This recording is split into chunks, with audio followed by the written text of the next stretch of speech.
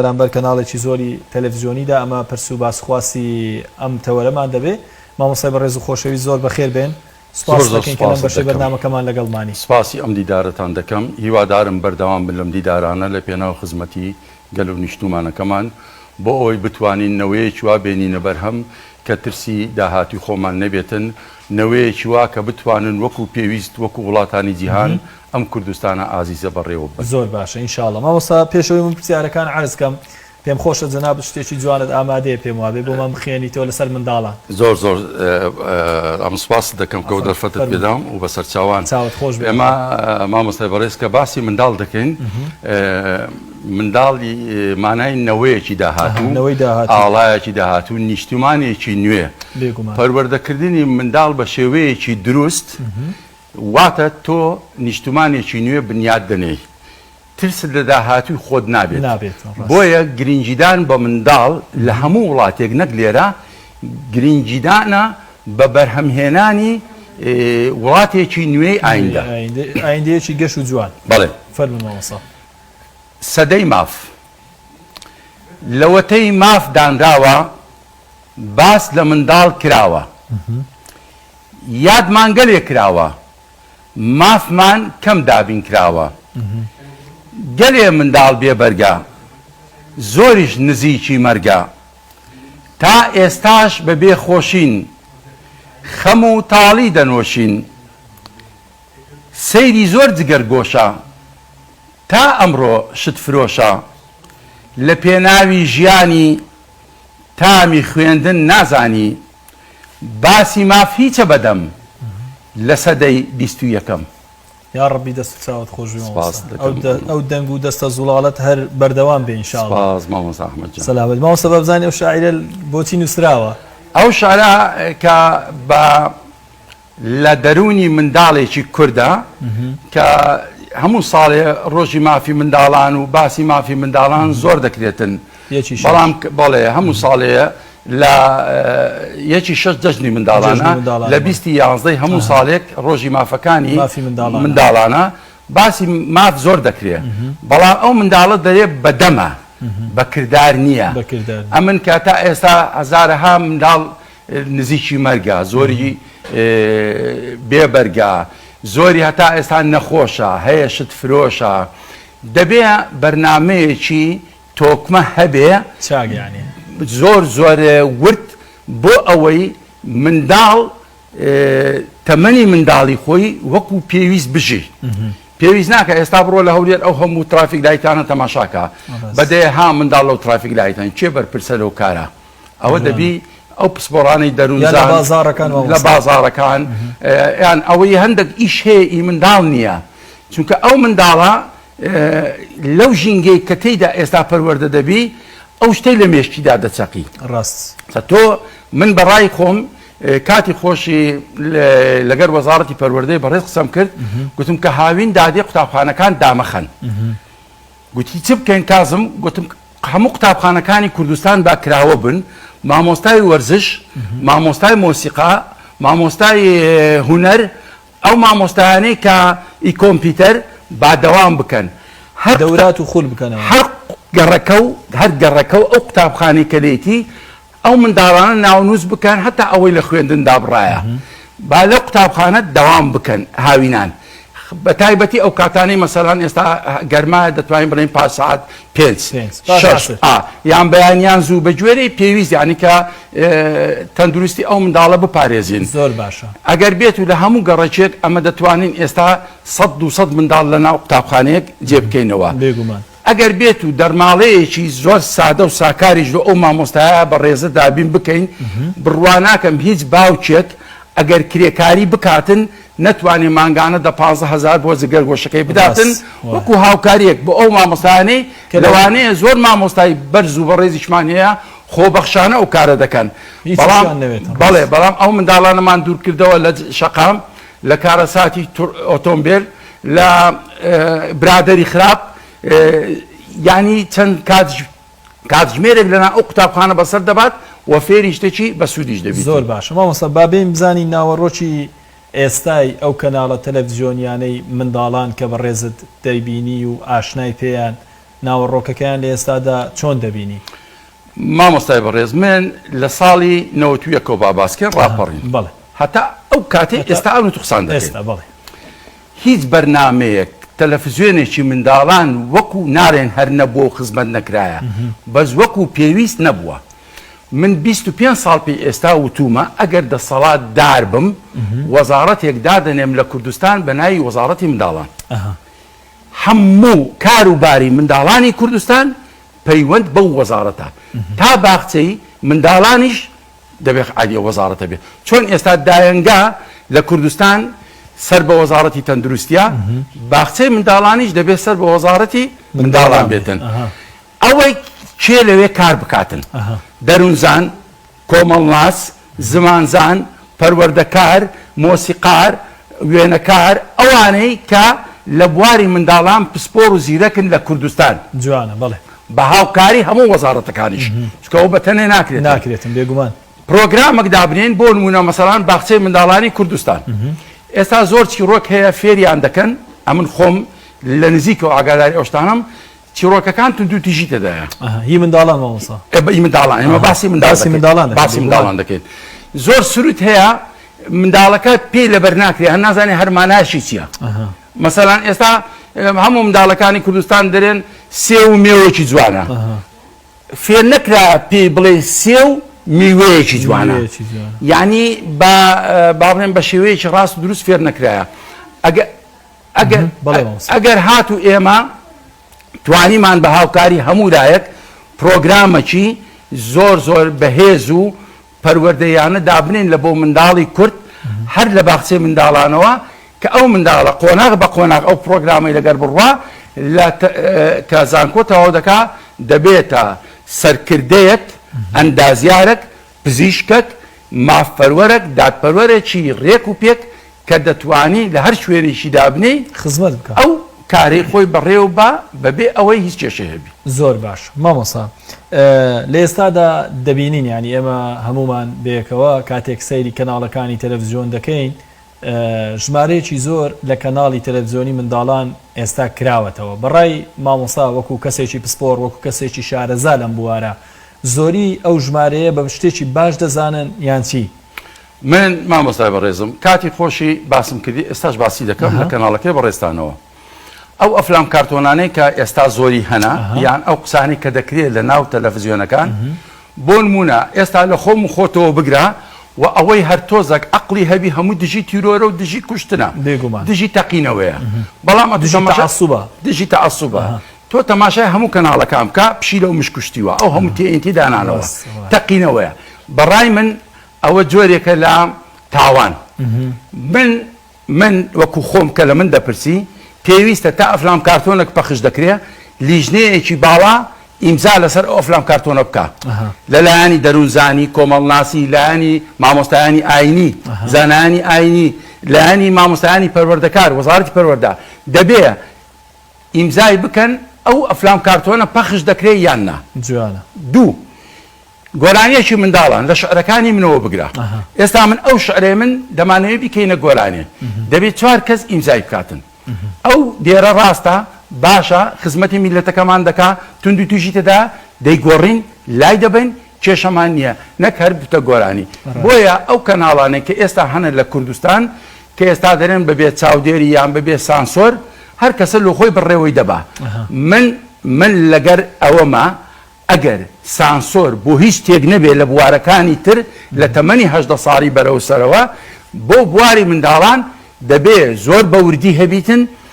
هەتا ئێستا باسی شتێکم بیراتەوە ئەو تەقەمەنیانەی لە بازاڕە ئەمن لە ڕێی کەناڵەکەی بەڕێستانەوە داوا لە بەڕێز وەزیری ناوخۆ دەکەم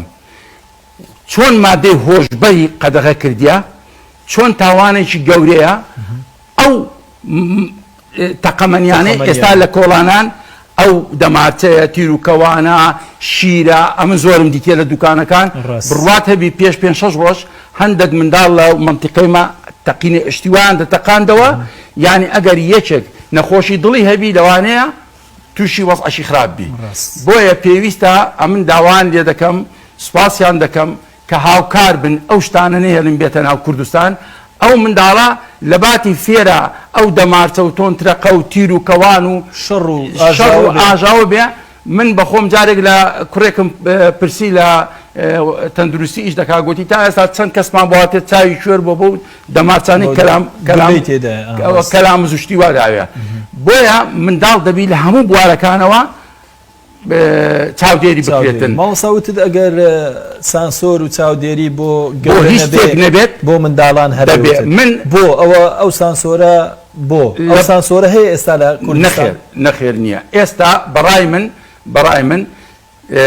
لە هەموو شوێنە گۆڤارێک بگۆڤار گۆڤارێکی منداڵان دەردەچی هەر کەسێک شعرێک و چیرۆکە و شتێکی لەناو دەنووسی و چاپی دەکەن و دەستە باساڵ. من لە بەڕێزت دەپرسم لە وەزارەتی ڕۆشنبیریش دەپرسم چێ ئیمزای کرد ئەو گۆڤارە بستە بازاڕی. لێرە دەڵێن ئازادیە سەرچاوم. ئازادیە بۆ یەکێکە کە مێشتی پێگەیشتبی چاکە و خراپەی لێکدات جودا بکات. وانە ئێستا ئەمن بەخۆم جگەرە یان جغارە ناچێشم هەموو دینا نێرگەی ناخۆم. ئەمن مێشکم ئیش دەکات دەزانم ئەوە خراپە ڕاست. بەڵام منداڵەکەم لۆبینە ئێستا من زۆریان دەبینم لە دەوری ئەو پارکوشتانە چەند گەنج هەیە جگەرە فرێ دەدا ئەو هەری دەگرتەوە دەیچێشی. ئەمن بە چاوی خۆم زۆرم دیتیا ئەوە مێشتی جارە نازانی چاکە و خراپەی چییە. بەڵام ئەگەر ژینگەی پەروەردەکار هەبوو وەکو پێویست فێرت کرد چاودێرێک هەبوو لە ماڵەوە لە قوتابخانە لە دەرەوە ئەو چاودێریە وا لە منداڵە دەکا ئەو کارانەی کە شیاو نین کە ناگونجێن لەگەر مرۆڤایەتی کە دژی نەتەوەیە دژی مرۆڤایەتیە نایکاتن. تۆ ئێستا تۆ ژینگە زۆر گرینگە مامۆستا زۆر جار ئەمە کە گەورەینە ئێستا کارەساتێک جاری وادە قەومیت بە بابی دەرم لۆوای دەرە برادری خراپ یعنی برادری خراپ لە تەمەنێکی نازج پێگەیشتوو کاریگەری لەسەر دەکات. ئەدی مامۆستای بەڕێز ئەو منداڵە کە مێشتی پێنەگەیشتی و بتەوێ بگاتە ژێر ئەو کاریگەری خراپانە دەبی چی بەسەر بێتە. مامۆستا زۆر جارێمە دەبینین لەو کەناڵە تەلەڤیزیۆنانەی کە هی منداڵانن بە حیساب ئەو ئەفلام کارتۆنانە و ئەو ئەفلامانە و ئەو گۆرانانی کە بەڕێزیشت ئاماژت پێدا یعنی کۆمەڵێک مەغزا و مەبەستی لە دواوە هەیە کاتێک کە سەیر دەکەی بۆ نمونە بابەتی تونند و تیژی بابەتی عنف و بابەتی عشق و غەرامیات و خۆشەویستی و ئەوانەشی تێدا هەیە. نابێ کەسێک هەبێ سانسۆر بخاتە سەر ئەم کەناڵانە کە بزانێت کاکە چی پەخش دەکەن بۆ ئەو منداڵە ئەو گۆرانیانەی کە باسی عشق و غەرامیات و ئەو شتانن یان عنفنیان تونند و تیژین ئاخر بۆ ئێستای ئەو منداڵە لە ئێستارە بەو شێوازە پەروەردە بێ دوجار ئەو کۆمەڵگایە چی لێ دێتن چی بەسەر دێتن. مامۆستا بەڕێزم ئێستا من دەسەڵاتدار بووم لە حکوومەتی هەرێم هەر ئێستا ئەو شۆ هەموو کەناڵەکانی تەلەڤیزیۆن بە سپێدەوە هەمووی دادەخەم بە ئینگۆش بۆ ڕۆژی دواتر مەرجێک دادەنێن بۆ کەناڵ کە هەمووان کەناڵێکی تایبەتیش دەبێ بە ناوی دەنگی حکوومەتی هەرێمی کوردستان نەک ئەو کەناڵانی کە ئێستا هەیەمە ناویچیانە بە هەمویانەوە دەرێم بەبێ فەرق و جیاوازی یەک کەناڵ دەبی هەبی بە ناوی دەنگی حکوومەتی هەرێمی کوردستان یا هەر ناوەکی دی لێ دەنێن. کەناڵەکانی تر لە سپێدەی بەڕێستانەوە بگرا هەمووی مافی خۆی هەیە ڕۆژی دووەم سێم مەرجەکان دەبی ئیمزا بکە و چاودێریشی لەسەر بی نەک وەڵا ئەوە ئایدی فلانیە و ئەوە ئایدی فلانیە شتی وانە حتا گۆرانیە کە پەخش دەکرێت گۆرانی بەڕای من کاتی خۆی فەلەکەدین کاکەی هزار ڕەحمەت لە گۆڕی دانیشتم لەگەری گوتم مامۆستا فەلەکەدین کە گۆرانی بێژێک دێ گۆرانیەت دەیەوێت تۆمار بکە دەبی چۆن کابرای خانوو دەکڕی کارەبا و ئاو و تاپۆ و زەریبە و زەریبەی دەخل دە 15 دایرەی پێ دەکەن هەمووی پێساف دەبی یەک فایلی هەبی ئەو گۆرانی بێژە ئاوازدانەر شاعیرەکە با بڵێم دابەشکاری مۆسیقا ئەو جابێتن هەموو مافخان وەربگری ئەو گۆرانیە ئەو لیژنەکی پسپۆرت تەماشای کاتن ئەو گۆرانیە حتا ئی گەورانی ئێستا زۆر گۆرانی هەیە ناشێ لەگەر کۆمەڵگەی کوردەواری بە مامۆستا بەڕێزە ئەو گۆرانیە ئایا دەشێ لە بۆ کۆمەڵگەیمە ئەوجا لەلایەنی ئاینی لەلایەنی پەروەردەیی لەلایەنی نەتەوەیی ئەوجا ئەو لیژنەیە دەبی ئیمزای کاواژۆی بتا لەسەری برێ ئەو گۆرانیە دەیڵێ پەخش دەکرێت بەڵام ئێستاوانە ئێستا کابرا مەسەلان تەماشاکەتە سەر تەلەڤیزیۆنێک جێیەکی بخۆی گۆرانیەک دەرێ ئەو شانەی ئەو وتانەی ئەمە باسی فەیسبوک و شتیوان ناکەین کە وەشتەکی هەر کەس لە ماڵی خۆی ئێستا دەتوانی بخۆی ئیزاعەک دابنێ بەڵام لایەنە فەرمیەکان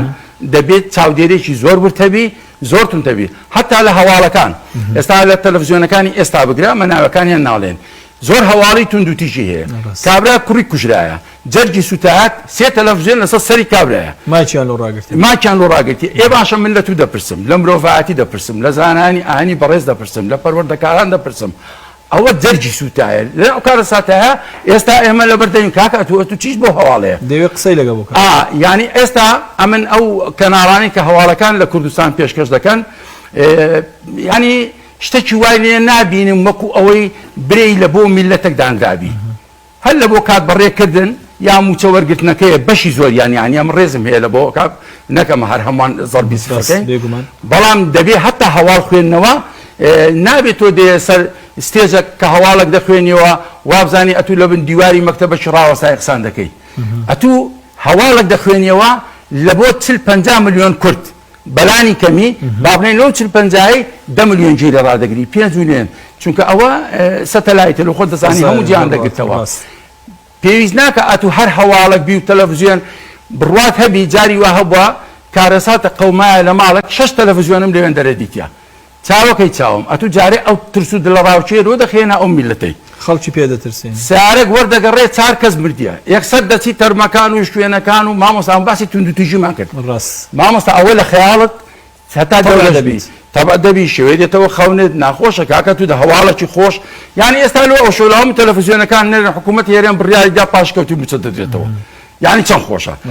ئێستا ئەو هەواڵە چەند خۆش بوو ئەو مانگەی گوتیان موچە بە تەواوی دەدێ شتێکی خۆش بیان خۆش نەبوو با مەسەلان با بڵێن ئەو کارە با ئێستا ئەوەی قەردارە با عەفو بکرێ کاکە تو هەواڵێکی وا بە خەڵک خەڵەکەم دەڵێ ئامین مامۆستا بۆ قسە خۆش کاکە ئەتوو ماڵی خۆتە حکوومەتی هەرێم باوچەوە میلەتەیە ئێمە خزمەتکاری ئەو گەل و نیشتمانینە هەواڵی خۆش قسەی خۆش من جێگیری خۆشە ڕاست مامۆستا ئەحمەدی بەڕێ ئێستا زۆر جار دەبینی خۆشەویست دەکەیت بابی ئەمری خوا کردی لە خەستەخانەی چەند ناخۆشە تەلەفۆن لۆ دەکەی بابت وەفاتی کرد چەندنا ئەدی ئەگەر بە شێوەیەکی دی هەواڵەکەت گەیاند و برێ بابەت هەندێک زەختی بەرز بوویتەوە داوای ینی کێشەی ما ئەو هەواڵانی ئێستا لە تەلەڤیزیۆنەکان بەگشتی بەڕای خۆم ئەوە ڕای خۆمە تایبەت پێداچوونەوەیەکی وردی دەوێتن و پێویستیشە لیژنەت لە وەزارەتی خوێندنی باڵا و پەروەردە لەوانەی کە پسپۆری بوارەکانی دەروونزان و کۆمەڵناس و زانایانی ئاینی بەڕێز هەبێت زۆر باشە ئەوانە بەرپرس بن لە پێشکەشکردنی راپۆرت بەرامبەر ئەو کەناڵانە بۆ لایەنی دەسەڵات کە بڕیاری سزادان و پاداشتی هەبی هەزمان هەبی زۆر باشە مامۆستا با بزانین ئەو کەناڵانەی ئێستای کە منداڵان باسی زۆری ژمارەکەشمان کرد کە هەنە لە هەرێمی کوردستاندا کار دەکەن لە ئاست ناسچی قۆناغی منداڵانی هەرێمی کوردستاندا هەنە نەخیانە نەخێر نینە باشە مامۆستا ئەحمەد بن پرسارێک لە جەناب دەپرسم لەوەتەی بابرێن لە ڕاپەڕینەوە نەوەتیوێت تا ئێستا ئەوە سی چەند ساڵە ئەوانەی دەرچوین لە هونەرە جوانەکان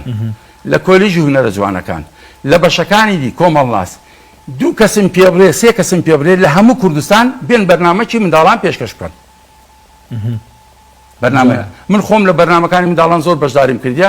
زۆر هەتا جارێک لۆ خۆشی لۆ بجێڕمەوە یەک لە برادرە خۆشەویستەکانم دوو شعری نووسی بوو وتی مامۆستا کازم دەمەیە ئەوەی بڵاوکەمەوە تەماشایکێکەوە منیش کە تەماشام کرد گوتم وەڵی مامۆستا ئەتوو لە بوارایکی دی زۆر زیرەکی ئەوە لە بۆ منداڵان باش نییە گوتی مارت کاوە نەبیلۆ منداڵانە منداڵ قابلەسیە یعنی بڕواتە بی مامۆستا یعنی ئەو خۆم کە منداڵێک دەبینم منداڵێک وەکو خۆمی تەماشا دەکەم یعنی قەت ئەمن حتا لە باخچەکانی ساوانیش کە چوویم یعنی ئێستا لە کۆڵ کە منداڵێک دەبینم یعنی بە چاوەک کە ئەوە سەرکردەیەک مرۆڤێکی خزمەتکاری کوردستانە لە داهاتوودا بەڵام ئێمە ئەوەی کەوتت ئەو تەلەڤیزیۆنانە لەبەر ئەوەی کەسانی پسپۆر بەڕێوەی نابن ئێستا مەسەلان بۆ نمونە ئەو وێنەگرە ئەزیزانە ئەوانەی وێنە دەگرن بەشی زۆری کارە گرانەکە لە ئەرچوانە ئەمن پێم باشە لە هەموو بەرنامەک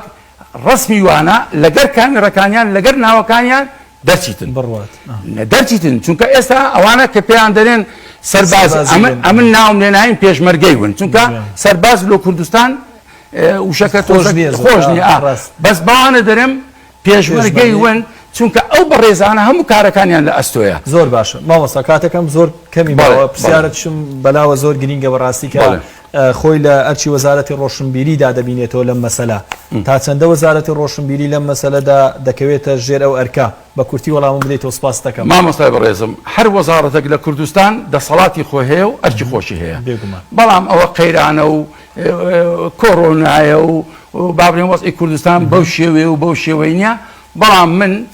داوا لە وەزارەتی ڕۆشنبیری بەڕێز دەکەم کە دەرێ ڕۆشنبیری یعنی هەر شتێک ناڕۆشن بێ نێڵی لە کوردستان براوبیتەوە. زۆر باش لە کۆتاییش یەک پارچە شعر بە ناوی دایە چکە باسی منداڵ دەکەین منداڵیش دائیمەن لە خۆت دەزانین لەگەڵ دایک لێکانگیر و سێز و عەتف و عنان و بەیەکەوە بوونیان زۆرە ئەوەش پاش ئەگەر پرسیارێکت هەبوو دەنا کۆتایی دەدەین. فەرموو مامۆستا. دایە دایکی پیرۆزم گوڵزاری هەست و سۆزم مامۆستای ڕێژیانم ڕووناچی دوو چاوانم باوەشی گەرمت دایە هەموو خۆشێکی تایە پەیمان بێدایە تا هەم دەبێ خزمەتت بکەم تاکو ژیان دەبڕێتەوە چاکەی تۆ نادرێتەوە قوربانی تۆ بمدایە ئەی چرای ئەم دنیاە. دەست و چاوت خۆش بێ خۆ مامۆستا زۆر زۆر سپاس دەکەین کە لەم بەشەی بەرنامەکەمان لەگەڵمان بووی بەڕێزی خوا گەورە تەمەنت پڕ خێر و بەرەکەت بکە ئینشاءالله. ئێوەش هەر سەلامەت بن لۆ خزمەتی کورد و کوردستان هیوادارم ئەو کوردستانە ئازیزە ببێ بە وڵاتێکی وام ئەوەی لە هەندەرانیشە بگەڕێتەوە ئێرە نەک لێرەوە بستن ئینشاءالله یەخۆ بەخێر بێ زۆر سپاس. بەڵێ بەڕێزان خۆشەویستان سپاس بۆ ئێوەی بەڕێز و خۆشەویستیش کە تاوەکو ئێستا بینەری تەواوی بەرگە و بابەتەکانی ئەمڕۆی پڕۆگرامەکەمان بوون تا بەرنامەیەکی